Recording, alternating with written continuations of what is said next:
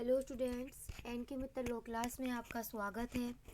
आज हम यहाँ पर ब्रीच ऑफ कॉन्ट्रैक्ट और remedies of breach of contract के बारे में बात करेंगे। जैसा कि आप जानते हैं, मैंने कल की जो प्रीवियस क्लास हुई थी उसमें मैंने ब्रीच ऑफ कॉन्ट्रैक्ट के बारे में उसमें कल बताया था। मैंने कल आपको इसके टाइप्स भी कंप्लीट करवा दिए थे। चलिए एक बहुत सिंपल एग्जाम्पल से आज अपनी क्लास को स्टार्ट करते हैं। सपोज़ करिए ए और बी दो पार्टी हैं और आपस में तय करते हैं कि ए यह कहता है बी से कि वह उसे 100 बैग्स ऑफ शुगर 10 सितंबर 2018 तक पहुंचा देगा, जिसके बदले में बी ए को 1 लाख रुपए देने की बात करता है। लेकिन यहाँ पर जो ए है ना, वो बी से कहता है, ए इस बी से 20 अगस्त को ही यह कह देता है कि वह बी को 100 बैग्स ऑफ शुगर नहीं पहुँचा सकता है। वह ऐसा करने से रिफ्यूज़ कर देता है। यहाँ पर ए जो होगा वह लाइबल माना जाएगा। ए का जो एक्ट होगा यहाँ पर वह एंटीसिपेटरी ब्रीच ऑफ कॉन्ट्रैक्ट के तहत माना जाएगा। अगर वहीं पर हम बात करें अब ब्रीच ऑफ कॉन्ट्रैक्ट के दूसरे टाइप की, जो कि एक्चुअल ब्रीच ऑफ कॉन्ट्रैक्ट में आता है, आपको इसी वाले एग्जाम्पल से इसे क्लियर कर देती हूँ। ए ने बी से कहा था कि ए बी को 50 बैग्स ऑफ कॉटन के देगा। एक तय सीमा कर ली गई, 5 सितंबर का दिन तय कर लिया गया, जिसके बदले में बी ए को 1 लाख रुपए देगा। अब क्या हुआ? अब यहाँ पर ए ने इस दिन 5 तारीख को ही मना कर दिया। 5 तारीख को जो परफॉर्मेंस की डेट थी उसी दिन उसने मना कर दिया काम करने से। अब यहाँ पर ए का जो एक्ट है ना, वो एक्चुअल ब्रीच ऑफ कॉन्ट्रैक्ट में जाएगा। अब यहाँ पर जो एग्रेटिव पार्टी है बी, इसके पास में क्या राइट्स आ जाएंगे, इसके द्वारा कौन सी रेमेडीज ली जाएंगी, अब यह हम पता करेंगे। इसके द्वारा suit for damages, injunction, specific performance और बहुत सी रेमेडीज़ हैं जो इसके द्वारा अवेलेबल हैं इसके लिए। जैसे कि यह अगर चाहे तो उस कॉन्ट्रैक्ट को कैंसिल भी करवा सकता है, स्पेसिफिक परफॉर्मेंस के लिए भी सूट फाइल कर सकता है, डैमेजेस के लिए भी सूट फाइल कर सकता है। अभी हमने बात करी कि वो डैमेजेस के लिए सूट फाइल करेगा, पर पहले हमें यह भी तो पता होना चाहिए ना कि असलियत में इस बी को डैमेजेस कौन सी हुई है। यहाँ पर मैं बी क्यों कह रही हूँ, क्योंकि हमारे एग्जाम्पल में बी वह है जिसको लॉस हुआ है। यहाँ पर डैमेजेस के लिए या इन रेमेडीज़ के लिए वही पार्टी क्लेम करती है जिसको लॉस होता है। हमारे एग्जाम्पल में वह पार्टी हमने बी रखी है, पर यह पता भी तो होना चाहिए कि उसको कौन से डैमेजेस हुए हैं। अब ये समझ लो, यहाँ पर डैमेजेस भी कई तरह के होते हैं, जिसमें सबसे पहला आता है ऑर्डिनरी डैमेजेस।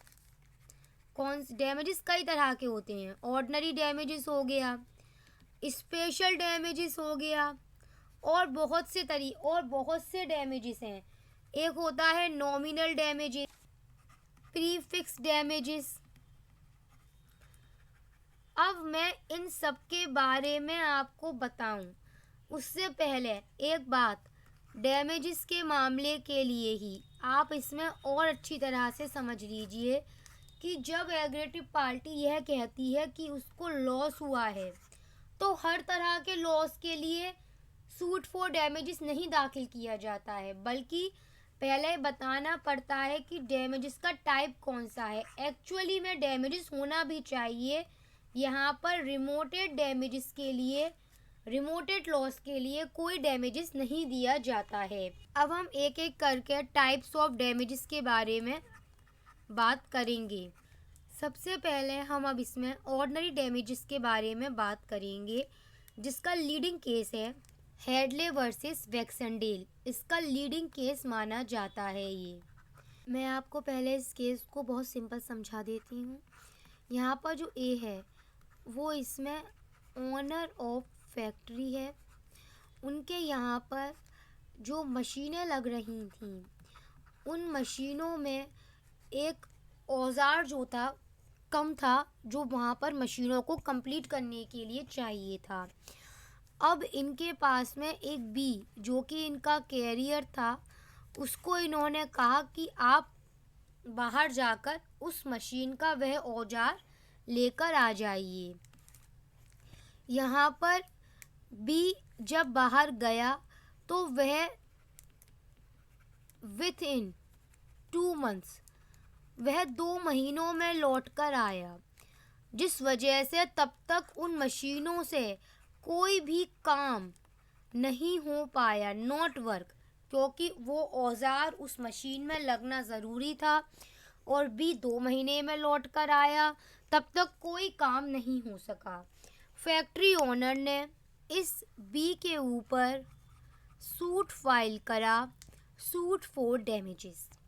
इस ए का यह कहना था कि बी के द्वारा बहुत ज़्यादा डिले किया गया है, जिस वजह से यहाँ पर ए जिस गुड्स को प्रोडक्ट करता इस मशीन के माध्यम से, और वह उस गुड्स को सी को बेचता और उससे वह प्रॉफिट कमाता, तो उस प्रॉफिट का नुकसान भी अब यह बी से मांगता है। अब इस केस में यह डिसाइड हुआ कि यहाँ पर जो ये ए है, इसको जो लॉस हुआ है वह ऑर्डिनरी लॉस माना जाएगा। कैसा लॉस होगा? वह ऑर्डिनरी डैमेजेस हुई है उसे। क्यों? क्योंकि यहाँ पर जो बी था वह ए और सी के बीच होने वाले कॉन्ट्रैक्ट को नहीं जानता था। वह नहीं जानता था पहले से कि अगर मशीन के उस औजार को लाने में उसने देर करी तो यहाँ पर ए को इतना नुकसान हो सकता है। इसलिए यहाँ पर उसको लायबल माना गया, पर उसे केवल ऑर्डिनरी डैमेजेस के लिए ही लायबल माना गया है। अब आपको हम इसमें बताते हैं स्पेशल डैमेजेस के विषय में। स्पेशल डैमेजेस के लिए मैं आपको इसी केस के माध्यम से बता देती हूँ।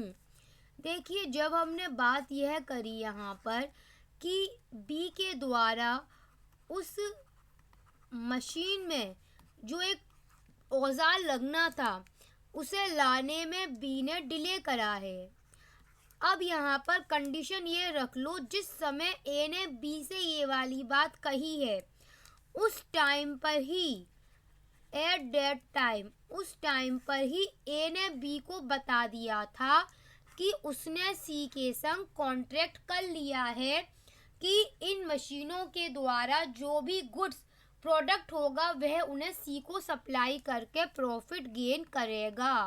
और उसने बता दिया है बी को कि वह एक औजार उसके लिए कितना ज़रूरी है।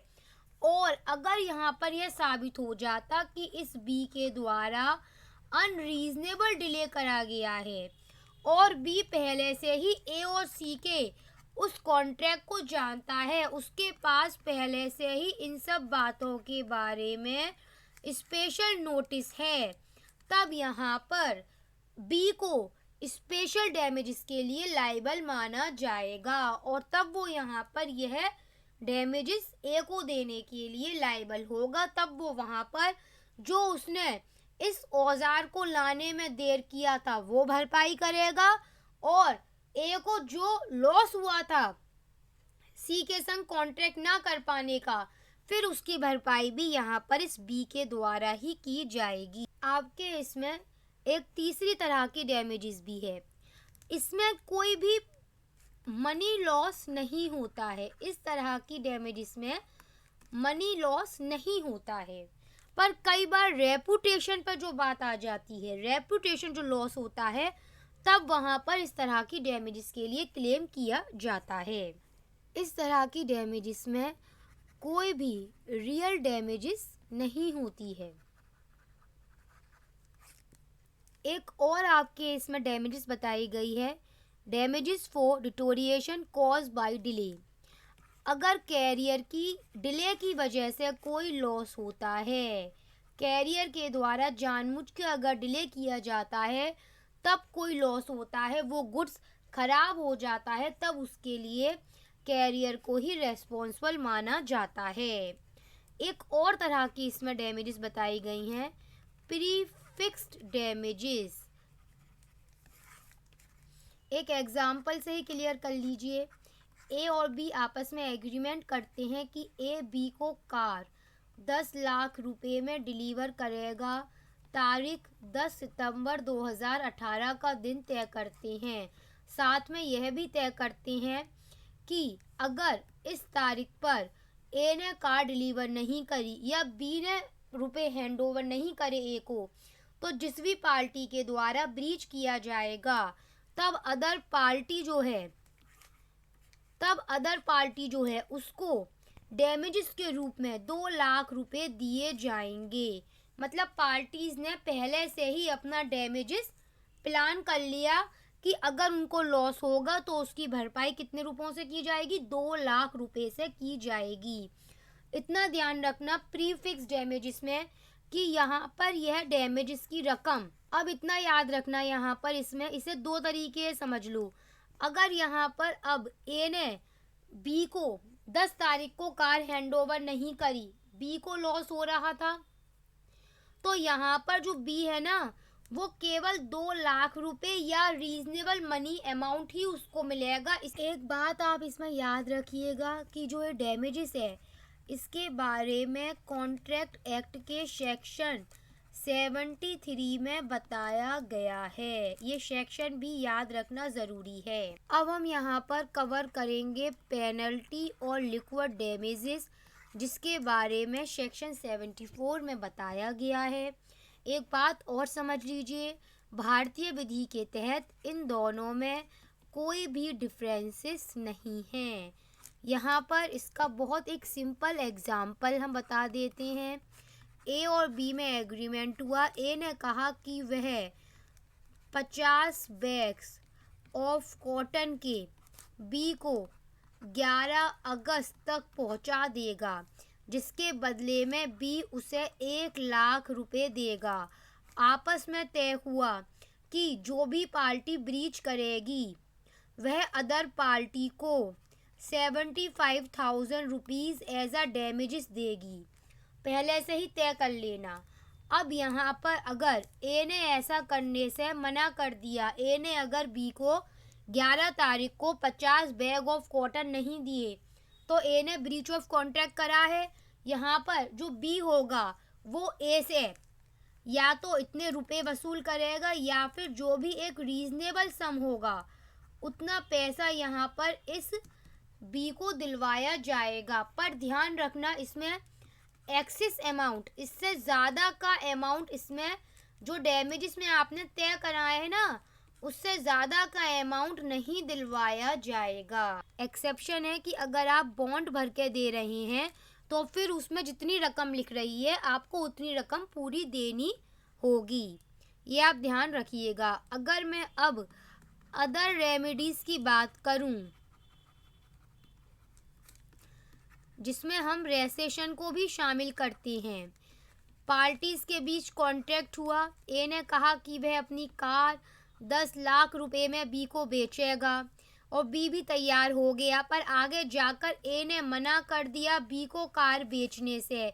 तो ए के पास यह राइट आ गया कि वह इस कॉन्ट्रैक्ट को कैंसिल करवा सकता है, वह इस कॉन्ट्रैक्ट को रेसेशन करवा सकता है। एक और इसमें रेमेडीज इसके पास होती है, वो है क्वांटम मेरिड, जिसका मतलब है एग्जाम्पल से समझ लीजिए। ए और बी में एग्रीमेंट हुआ। ए को 100 बेल्स ऑफ कॉटन जो थे वो बी को देने थे, जिसके बदले बी 1 लाख रुपए पे करता। यहाँ पर ए की तरफ से 50 बेल्स ऑफ कॉटन जो हैं वो बी को दिए जा चुके हैं, पर बी ने जो बाकी के बचे हुए बेल्स ऑफ कॉटन्स हैं उनको लेने से मना कर दिया है। अब यहाँ पर क्या होगा, अब यहाँ पर ए की तरफ से जितना काम कर दिया गया है, ए की तरफ से 50 बेल्स ऑफ कॉटन दे दिए गए हैं बी को। अब वो उतने के लिए मनी वसूल कर सकता है बी से। परफॉर्मेंस एग्जाम्पल समझ लो। ए ने और बी ने एक एग्रीमेंट करा कि ए बी को एक अंगूठी बेचेगा जिसकी कीमत 10 लाख है। उस अंगूठी में जो नगीना लग रहा है उसका मिलना बहुत ही रेयर होता है और बी को लगता है कि 10 लाख रुपए में इतना रेयर रिंग बहुत अच्छी मिल रही है। बी एग्री कर जाता है, पर आगे जाकर ए वो अंगूठी बी को देने से रिफ्यूज कर देता है, मना कर देता है ए। अब यहाँ पर बी के पास क्या राइट है? क्या यहाँ पर बी अगर सूट फॉर डैमेजेस भी करे तो बी को जो लॉस हो रहा है, क्या चीज़ का लॉस हो रहा है बी को? वो रेयर अंगूठी नहीं मिलेगी फिर कभी। तो क्या यहाँ पर जो बी का लॉस है उसके लिए मनी एनफ होगी? इसमें मनी एनफ नहीं है, तब यहाँ पर जो बी है वो स्पेसिफिक परफॉर्मेंस के लिए सूट फाइल करेगा। मतलब वह ए को कोर्ट के माध्यम से इन्फोर्स करवाएगा कि वह जो ए और बी के बीच कॉन्ट्रैक्ट हुआ है उसे इन्फोर्सेबल करे। इसमें एक और रेमेडीज इसके पास आ जाती है, सूट फॉर इंजंक्शन, जिसे हम स्टे भी कहते हैं। कैसे? एग्जाम्पल समझिए। ए और बी दो पार्टीज हैं। ए जो है वो एक फिल्म का प्रोड्यूसर है। ए कौन है? एक फिल्म प्रोड्यूसर है और यहाँ पर उसने बी को अपने असिस्टेंट के रूप में हायर किया है। यहाँ पर इन दोनों में यह एग्रीमेंट हुआ है कि कम से कम 4 साल तक बी यहाँ पर ए के यहाँ पर ही जो बी है वो सर्विस करेगा। अभी सिर्फ इस एग्रीमेंट के साइन हुए 2.5 साल ही हुए हैं। जो बी है वो कहीं और जाकर सी के यहाँ जाकर काम करने लगा। अब यहाँ पर जो ए है ना वो बी के अगेंस्ट सूट फॉर इंजेक्शन का मुकदमा दाखिल कर सकता है ताकि बी को ऐसा करने से रोका जा सके। आपकी बुक में एक और सेक्शन भी दे रखा गया है, सेक्शन 75। बहुत सिंपल है। इसका मीनिंग यह है, सेक्शन 75 रिलेट करता है कि जो पार्टी कॉन्ट्रैक्ट को कैंसिल करवाने का राइट रखती है, जो पार्टी कॉन्ट्रैक्ट को कैंसिल करवाने का राइट रखती है उस पार्टी के पास में कंपनसेशन लेने का राइट भी होता है। यहाँ पर एग्जाम्पल बहुत सिंपल है, अगर कल की क्लास करी होगी तो इस एग्जाम्पल को आप जानते होंगे। तय हुआ था ए एक मैनेजर है, उसने बी को सिंगिंग के लिए अपने यहाँ पर रखा था अपने थिएटर में और तय हुआ था कि बी 2 महीने तक हर एक सप्ताह 2 रातों में सप्ताह की 2 रातों को उसके यहाँ पर आकर सिंगिंग करेगा, जिसके बदले वह उसे 1000 रुपये हर परफॉर्मेंस के पे करेगा। यहाँ पर जब 6 नाइट थी तब यहाँ पर जो बी था वह जानबूझकर नहीं आया। अब इस ए के पास राइट आ गया कि वह इस कॉन्ट्रैक्ट को कैंसिल करवा सकता है। उसी के साथ में उसके पास यह राइट आ जाता है कि वो यहाँ पर इसके लिए कंपनसेशन भी रिसीव कर सकता है। इसी के साथ यहाँ पर आपका ब्रीच ऑफ कॉन्ट्रैक्ट और उसके रिगार्डिंग जो भी इनकी रेमेडीज थी वो कंप्लीट हो जाता है।